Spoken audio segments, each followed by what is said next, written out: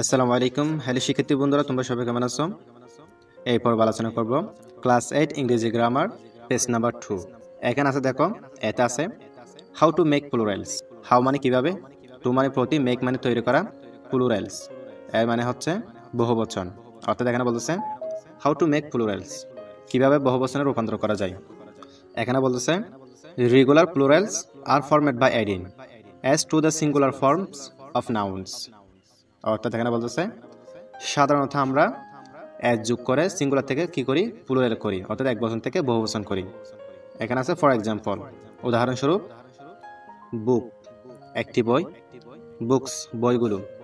এখানে বুক এটি হচ্ছে সিঙ্গুলার আর বুকস এটি হচ্ছে কি প্লুরাল, অর্থাৎ বহুবচন। সাধারণত আমরা এক বচন থেকে বহুবচন করার জন্য, অর্থাৎ সিঙ্গুলার থেকে প্লুরাল করার জন্য কি যোগ করি, অ্যাজ যোগ করি। সেজন্য এখানে বলা হয়েছে বাই অ্যাডিং এস। সাধারণত আমরা সিঙ্গুলার থেকে প্লুরাল করার জন্য কি যোগ করি, অ্যাজ যোগ করি। এরপর এখানে আছে ফ্লাওয়ার, ফুল, অর্থাৎ একটি ফুল, এটা হচ্ছে সিঙ্গুলার।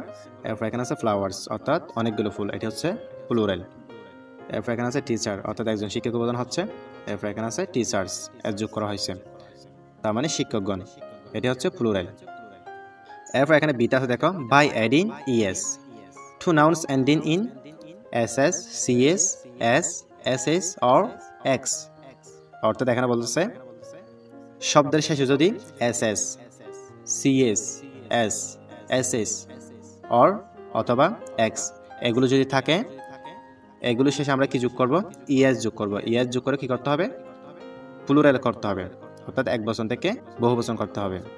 অর্থাৎ কোনো সিঙ্গুলার ওয়ার্ডের শেষে বা শব্দের শেষে যদি এই শব্দগুলো যদি থাকে, এই লেটারগুলো যদি থাকে, তখন আমরা ইএস যোগ করে কি করব, প্লুরাল করব, অর্থাৎ বহুবচন করব। যেমন এখানে আছে ওয়াচ, এর শেষে আমরা কি যোগ করব, ওয়াচেস, অর্থাৎ বহুবচন, ওয়াচ, ওয়াচেস।